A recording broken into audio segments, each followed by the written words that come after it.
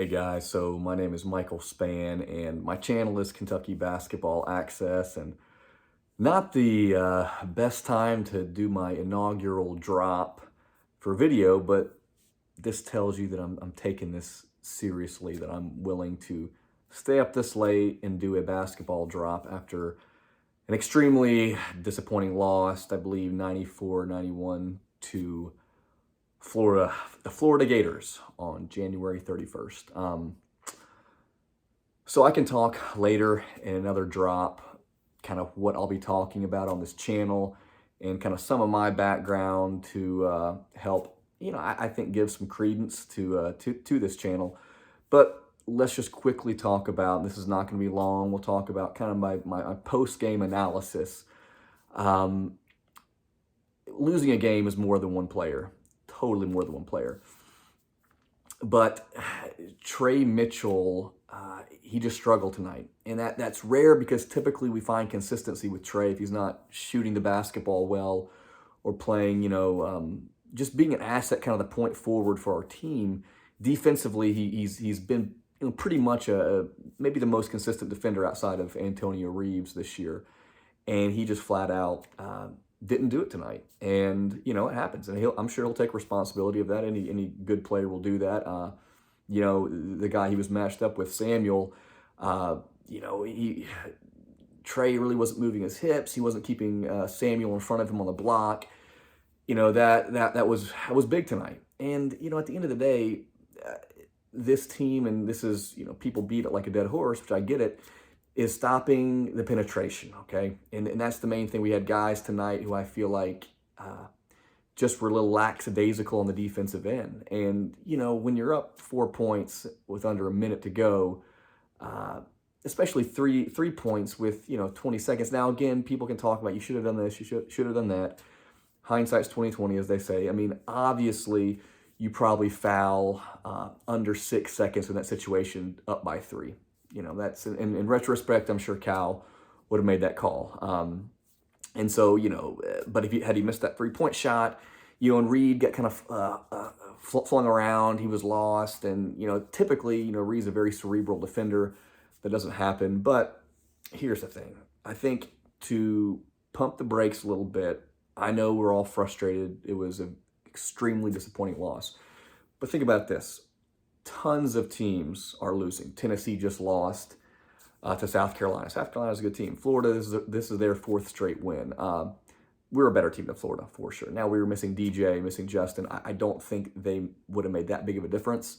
I think, honestly, having the ball in Reed's hands tonight showed you why he should be the facilitator. I mean, 24 points, 6 assists, I believe 8 rebounds, 7 rebounds. And yeah, he is the facilitator. He's and arguably the best player on the team. Him and Antonio need the ball in their hands, and Rob, those 3 guys need the ball in their hands the majority of time. And we can talk more about schematics later, but overall, and here's what I was thinking today. You hear this sentiment. Oh, Kentucky's a Final Four offensive team, but they're a bubble defensive team.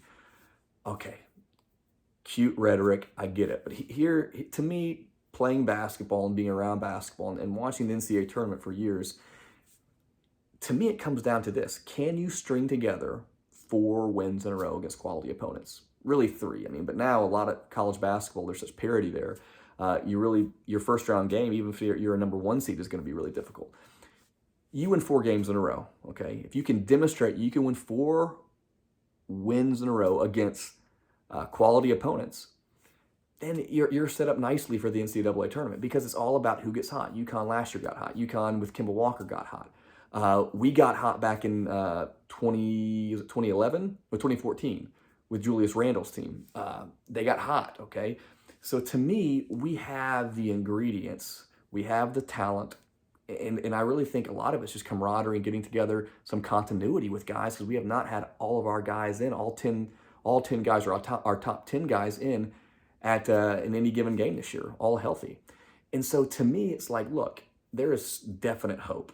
College basketball, the landscape of college basketball has changed tremendously due to the transfer portal, due to just the 3-point shot, due to the complexity of the game is just different, okay?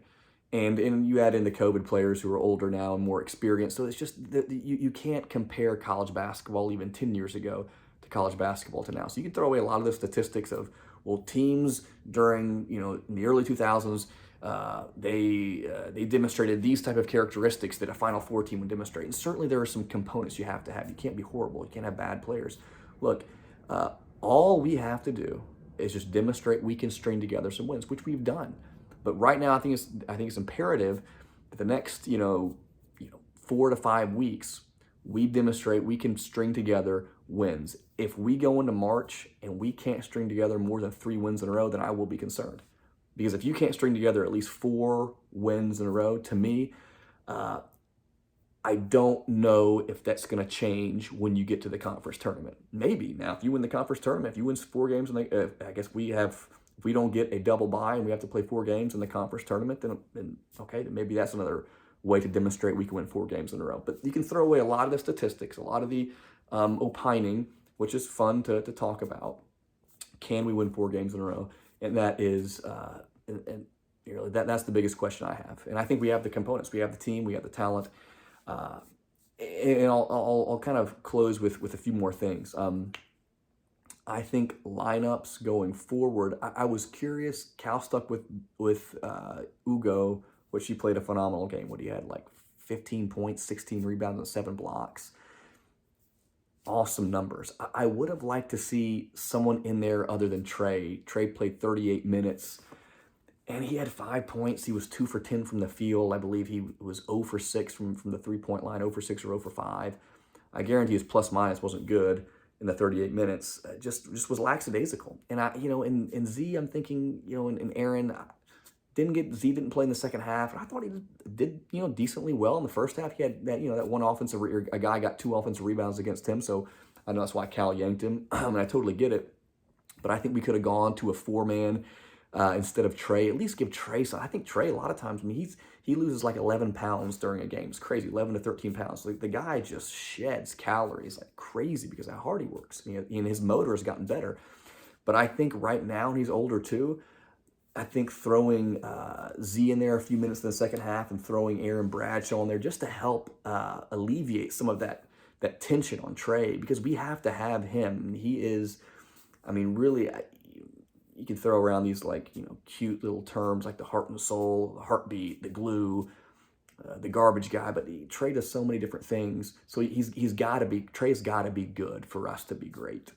That's just all there is to it. I think that you can say that Reed's our most important player. Antonio's our most important player. Rob is. But to me, Trey, if he does not play good, if he plays bad, then it's really tough for me to think that we're going to be able to beat a really good team just because he does so much stuff for us. So to me, as much as I don't want to put it on one guy, and Trey, he's got a great attitude. I think he's a great leader. He cares. I just think if we're going to analyze a guy's performance and how it impacts a game, I think we look to tonight. He's got to be at least decent for us to be a good team. And he typically has been decent every game. This has been probably his worst game. And not to throw shade at him, it's just I think he would say the same thing because he's a great player and we need him throughout the rest of the year. And so we get our next game is Tennessee, which, hey, look, Tennessee's coming off a loss against South Carolina. Look, guys, it stinks, the feeling of losing a game like that and then trying to feel like that you can be optimistic throughout the rest of the year. But I'm telling you, we can be optimistic. I really think that there's positives you can glean from the first 20 games. There's certainly some negatives and some frustration as far as our defensive efficiency, as far as our inopportune turnovers that we had tonight. Reed had a few, Rob had a few kind of head scratchers. Some of our shot selections when we're taking 18-footers, it's like, guys, look, that is such a low percentage shot. Trey took those, Antonio took those, and I felt like we could have got to the rim more. I felt like, and Reed shot 18 shots, but look, in a game like this, to me, Reed shoot 25 shots, you shooting shots. To me, Reed should shoot at least 8 threes a game until his percentage goes below 50%. He's shooting his efficiency offensively is off the charts. So in a game like this where we're needing big shots, I think he needs to be a little more aggressive hunting a shot down. And but look, guys, this is a long year, and we still have a lot of games left. And I think this Saturday is going to be a big game. DJ will be back. I think our energy is going to be electric for Saturday. We win that game, get to 16-5, 6-3 in the SEC.